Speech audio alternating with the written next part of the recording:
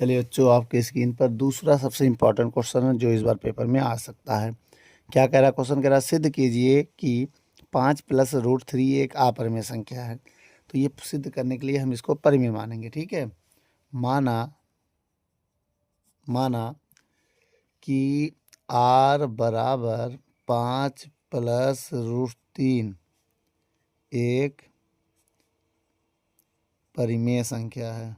परिमेय संख्या है। थोड़ा क्वालिटी बढ़ा लीजिएगा बेटा, तभी नज़र आने वाला है। ठीक है, अगर इसको परिमेय संख्या मान लें तब अब क्या होगा इसके बाद समझिए। अब बहुत ध्यान से देखिएगा। और √3 एक अपरिमेय संख्या थे तो सबको पता है √3 एक क्या होता है? अपरिमेय संख्या है। क्या है? अपरिमेय संख्या है, जो आप पीछे जाके देख सकते हैं ना। अगर अब देखिए, मेरी बात समझिएगा। अब हमने इसको क्या मान लिया? r बराबर 5 + √3 एक क्या है? परिमेय संख्या है।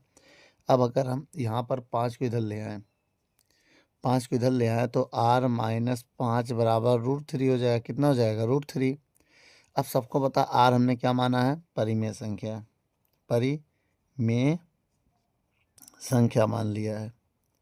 अच्छा, ये परिमेय संख्या या अपरिमेय संख्या है, दोनों याद रखिएगा।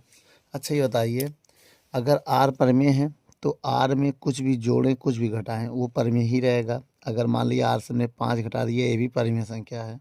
ये भी क्या होगा? परिमेय संख्या ये भी होगा।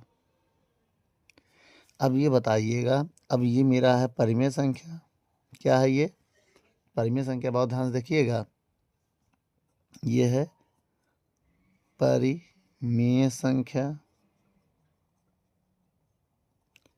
ये है अपरिमेय संख्या। क्या है? अपरिमेय संख्या। ठीक है, ये क्या है? अपरिमेय संख्या।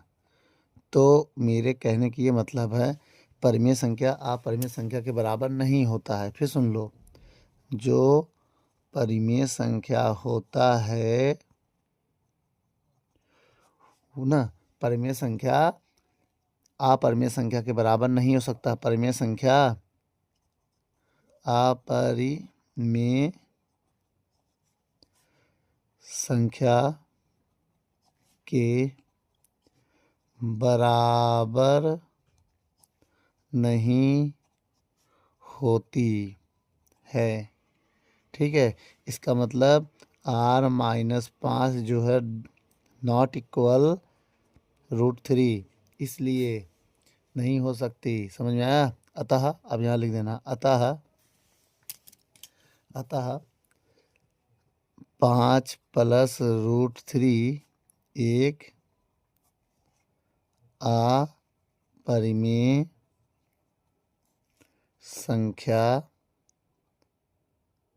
है। याद रखना बेटा, नोट कर लो क्वेश्चन को।